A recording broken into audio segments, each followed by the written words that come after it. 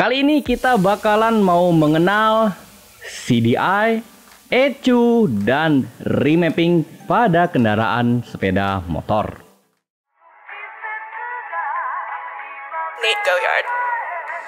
Stay with me, little bitch, yeah, you know that I'm your man. You be capping like a snitch, no thoughts, no stamps. New hoes, 10 toes, new guac in the bands. New whip, new chips, new kicks, Jackie Chan, as she pay. Bad bitch, no bang, I just hit another lick and she be...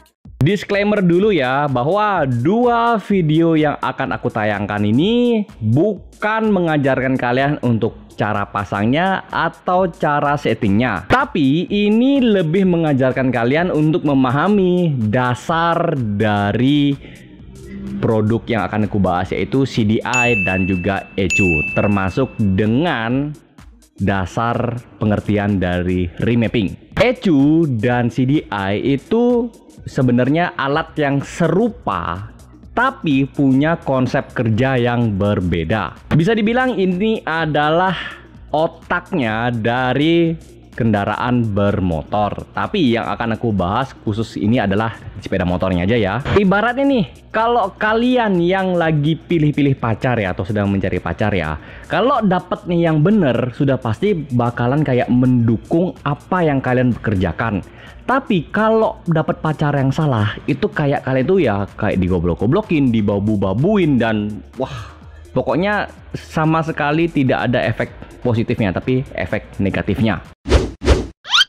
ECU atau ECU yang merupakan kepanjangan dari Engine Control Unit atau Electric Control Unit, adalah unit atau otak dari kendaraan sepeda motor yang berbasis injeksi.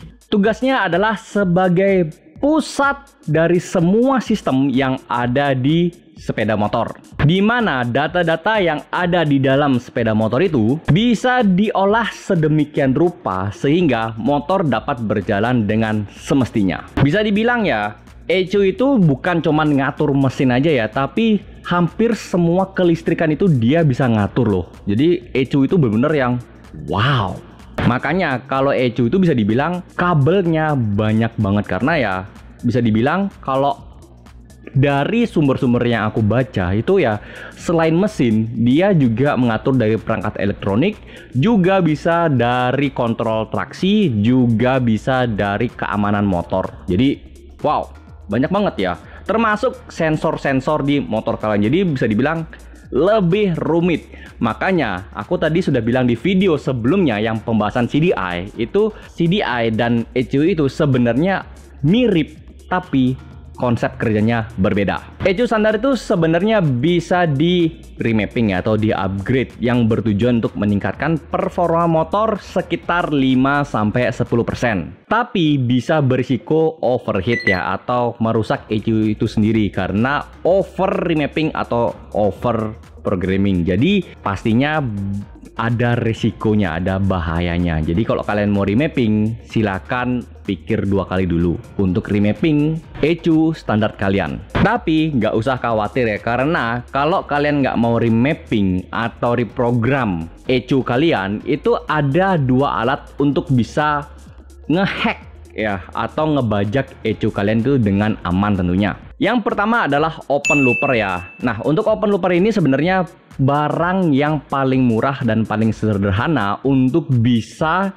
ngehack atau ngebajak ECU standar motor kalian ya, dimana dia itu semacam kayak ngirim program atau ngirim perintah supaya ECU itu mengira motor ini kekurangan bahan bakar. Jadinya ya dia bakalan menyuruh ke bagian injektor untuk bisa melebihkan debit bahan bakarnya sesuai dengan keinginan atau kebutuhan kita tentunya dong. Yang kedua adalah piggyback ya. Untuk piggyback sendiri ini dia punya fungsi yang sama dengan open looper, cuman lebih canggih dan lebih rumit tentunya. Dimana untuk yang piggyback ini fungsinya sama dengan open looper, tapi bedanya adalah kalau open looper dia hanya satu settingan aja. Jadi satu settingan untuk di semua RPM. Kalau yang piggyback itu dia bisa di 3 RPM ya, yaitu ada di RPM rendah, sedang, dan tinggi. Nah, untuk yang tabela itu kurang lebih seperti ini ya. Nah, jadi kalau kalian yang lebih senang untuk eksperimen, untuk ngatur-ngaturnya, itu ya pakai namanya piggyback, tentunya dengan budget yang lebih banyak tentunya, karena ya piggyback lebih mahal daripada open looper. Tapi kalau kalian pengen sederhana ya sudah pakai open looper. Jadi ya satu settingan untuk di semua RPM untuk open looper. Untuk piggyback kalian bisa setting di 3 RPM sekaligus dengan debit yang berbeda-beda. Jadi sesuai dengan kebutuhan. Paham kan perbedaan antara open looper dan piggyback? Yang terakhir adalah ECU racing ya. Nah, untuk yang ECU racing ini sudah pasti untuk pengganti dari ECU standar ya. Tugasnya sudah pasti untuk ngatur semuanya, tapi kita bisa remapping sesuai dengan kebutuhan kita, memprogram ulang sesuai dengan kebutuhan kita tentunya untuk meningkatkan performa motor kalian sampai maksimal tentunya. Selain itu juga ya bisa untuk kayak mengurangi potensi dari knalpot yang nembak-nembak ya, itu sudah pasti. Yang kedua juga memaksimalkan pembakaran ya. Jadi udaranya yang masuk, kemudian bahan bakar yang masuk itu ketemunya di titik ruang pembakaran, yaitu dengan pembakaran lebih maksimal. Itu bisa banget. Khusus yang versi racing ini dimana aku tidak menyarankan kalian untuk memakainya untuk kebutuhan sehari-hari. Karena ya versi racing ini tuh bener-bener rumit banget. Untuk cara settingnya, untuk cara remappingnya, untuk cara programmable-nya. Dimana kalau kalian salah untuk upgrade, salah untuk setting, salah untuk programnya, salah untuk remappingnya, yang kalian dapat itu justru malahan ngedrop banget tenaganya. Percaya deh, karena ya banyak banget yang kayak gimana ya, sok tahu, sok bisa, tapi malahan bikin drop ya. Ibaratnya itu ya kayak tadi aku bilang, kalau kalian salah pilih pacar ya kan kerugiannya itu banyak gitu loh. Jadi kalau kalian beli versi ini sudah mahal-mahal tapi nggak bisa dipakai, kan kalian juga yang rugi, kalian juga yang stres ya, gitu loh. Ya jadi kalau kalian yang nggak pengen ribet, ya cukup aja pakai versi standarnya atau versi yang secukupnya aja untuk harian ya. Kecuali kalau kalian itu memang punya pengalaman untuk programming alat-alat racing itu ya, nggak masalah gitu loh. Tapi kalau kalian nggak punya, jangan beli yang versi racing. Oke?